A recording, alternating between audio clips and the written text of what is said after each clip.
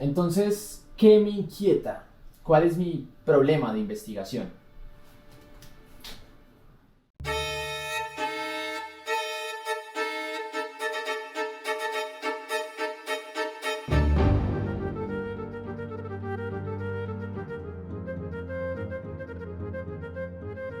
Realmente, desde antes de entrar a la maestría, ya tenía más o menos una idea de qué quería hacer. Ni siquiera un texto formal, tenía una vaga idea, que era una especie de propuesta ¿cómo decirlo? Una especie de cortometraje dividido en tres partes, una especie de tríptico, y cada uno abordando una conversación en una mesa, y son conversaciones de pareja. Pero bueno, creo que al final recién entré y puse los pies en la tierra. Cuando estaba ya en los primeros días de la maestría me di cuenta que por ahí no es.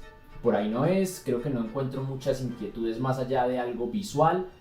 Entonces empecé como a mirar, bueno, ¿qué puedo explorar? Si bien creo que desde siempre he tenido dos inquietudes muy grandes en mi vida. Una tiene que ver con el amor, y muchos de mis escritos, digamos que también en mis etapas o periodos más depresivos o más oscuros han estado relacionados con el amor. Pero también, de una u otra manera, siempre el terror. El terror me ha embelesado de una forma muy interesante. Entonces dije, bueno, ¿cómo podemos trabajar el terror? Vivo en una tierra que no deja de ser muy rica en este tema, que está repleta de tradiciones orales, de mitos, de leyendas. ¿Cómo abordar el terror y hasta dónde llevarlo? Entonces creo que esa es mi inquietud base, abordar el terror desde un contexto colombiano en el eje cafetero y abordarlo desde mi manera. Entonces empecé como a descartar y a mirar, bueno, qué me gusta, qué no me gusta, qué es viable también, porque es cierto que esto es una idea, esto es una locura lo que estoy haciendo, pero intentemos cada vez más coger esa locura y aterrizarla y traerla a la realidad y hacerla más palpable, más tangible. Y bueno, sí, aunque me gustan mucho los monstruos, aunque hay algunos elementos de la tradición oral que me encantan, creo que es inviable hacerlo a nivel visual sin que quede o muy patoso o directamente muy cutre. Entonces creo que definitivamente me enfoqué en la idea del fantasma y quiero trabajar la idea del fantasma o espanto o ánima, si así quiere verse. Entonces, de ahí más me di cuenta que listo, trabajemos esa categoría, trabajémosla además desde la perspectiva de la cotidianidad urbana, cómo los fantasmas tienen esas intermitencias o esos lapsos de fantasía rompiendo con la monotonía, con el diario vivir. Quiero explorar eso, me llama muchísimo la atención y siento que se puede. ¿Y cómo lo haría? Pues bueno, a través del lenguaje cinematográfico, a través del cortometraje de ficción, porque realmente no estoy interesado en documentales o en ese tipo de circunstancias. No, quiero que sea algo que se pare desde la ficción y construir a partir de ahí. ¿Por qué?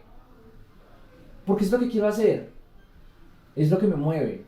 Siento que hacerlo de otra manera sería eh, ceder o sucumbir a lo que quiere mi tutor de práctica o a lo que quisieran hacer otras personas. No, yo lo quiero enfocar desde la ficción y siento que se puede y siento que es algo que puede que esté más cercano a mí de lo que yo pensaría. Meditándolo mucho me doy cuenta que, obvio, intentemos trabajar el fantasma más allá, rompamos ese molde, llamémoslo físico, rompamos esa literalidad o esa linealidad, que también es algo que me han dicho mucho varios profesores de la maestría. Y me doy cuenta que de momento lo tengo dividido en 4 categorías. Estas serían el fantasma como herida emocional, que es algo que me llama la atención profundamente, sobre todo porque va ligado a circunstancias de mi vida. Es como la idea de la herida que nos sana y que sigue ahí presente. Digamos que para sintetizar un poco, tal vez en algún punto lo desarrolle más. Cuando tú terminas una relación, inicias un proceso de duelo. Y ese proceso de duelo creo que es más complicado que el de la muerte de algún familiar. Porque cuando muere un familiar, o muere un ser querido, o muere incluso una mascota, creo que existe el precedente de que es algo que no puedes deshacer, que está ahí. Y mientras más rápido lo aceptes, más rápido superarás ese proceso de duelo. Está ahí, es inamovible, es implacable. Es la muerte misma. Pero cuando terminas una relación, el proceso de duelo se mantiene y hay una circunstancia de que es otra persona que todavía sigue existiendo, que todavía coexiste en tu realidad, se vuelve un fantasma. Encontrarte con ella en la calle, obviamente dependiendo de cómo hayan terminado las situaciones, es un susto, es un espanto. Entonces esto es lo que quiero trabajar, sobre todo con el tema de herida emocional, y siento que puede ser muy interesante. También quiero abordarlo desde la perspectiva de fantasma como una muesca psicológica, en el sentido del fantasma viéndolo como una patología mental, llámese esquizofrenia, llámese paranoia, llámese ansiedad, llámese depresión, que creo que también puede ser bastante interesante explorarlo por ahí. También quiero explorar el fantasma, o al menos en las categorías que tengo, el fantasma como memoria, como recuerdo, como una fotografía antigua, como una ruina, que creo que las ruinas tienen mucho que decir de sí mismas, y hay muchos textos y muchos académicos que han disertado en torno a la ruina. Siento que también se podría sacar algo muy chévere de ahí. Y por último, está la idea más formal, irónicamente, más etérea, de fantasma, que es el fantasma como espanto, como ente mitológico. Y eso es en este momento en lo que me estoy centrando y en lo que espero empezar a disertar y a desglosar elementos. Y creo que ya sé de dónde partir a la hora de hablar de fantasmas, sobre todo de un fantasma, no el clásico de la mortaja blanca con los huecos en la faz superior, sino el fantasma como ánima.